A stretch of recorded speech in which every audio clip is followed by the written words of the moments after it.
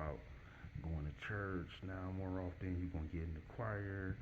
You know, want to join the deacon board, the usher team, and and now you're going to just start reading the Bible and just doing a whole bunch of nice stuff. And helping people, which is good because we're supposed to serve each other. But I don't really believe that's what giving your life to God is. So is not like God is not like this person that's up there pushing buttons and making things happen. God kind of has the universe on like set it and forget it mode.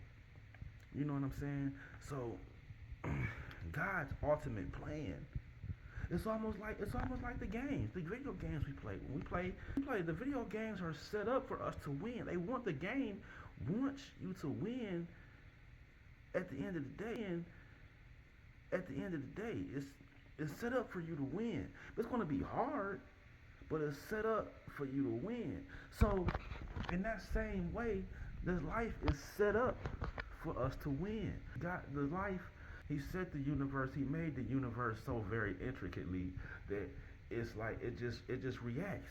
It reacts to certain triggers. When you do this, it triggers this. When you hit this, when you move this way, it triggers this. And when you go here, you might go here, you might go that way, but it might trigger a certain different reaction. Everything, that's just kind of how it is. Everything is just like that. He said it, and he forget it. So giving your life to God is letting go of those other things that we have no control over, i.e. the results. Kobe say, Mamba mentality say, forget the results. So basically that's all giving your life to God is about, doing the work and not worrying about the results, because we know that God set it up for us to win.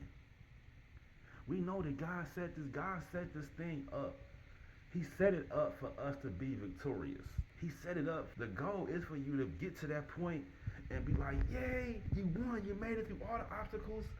Yes, but it's not easy. We do have to go through the obstacles, the ups and downs, and the ins and outs of the game.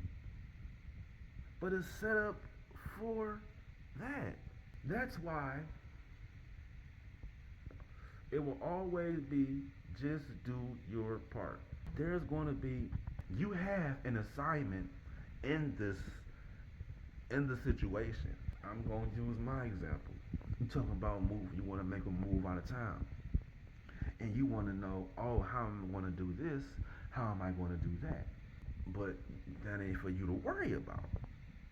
All you have to worry about is what you're supposed to do, and what you're supposed to do is look for the job and look for the house. Look for the job. Look for the house.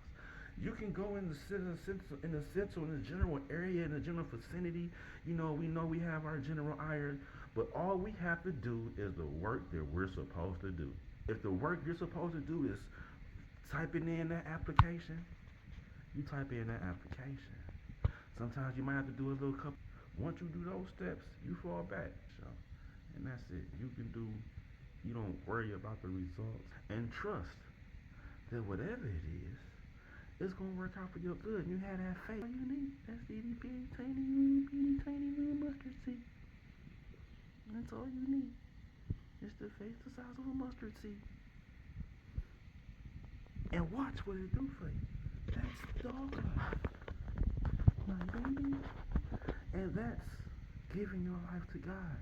When you just do the work, and you don't worry about what happens after that, because you know God got you. You did all your work.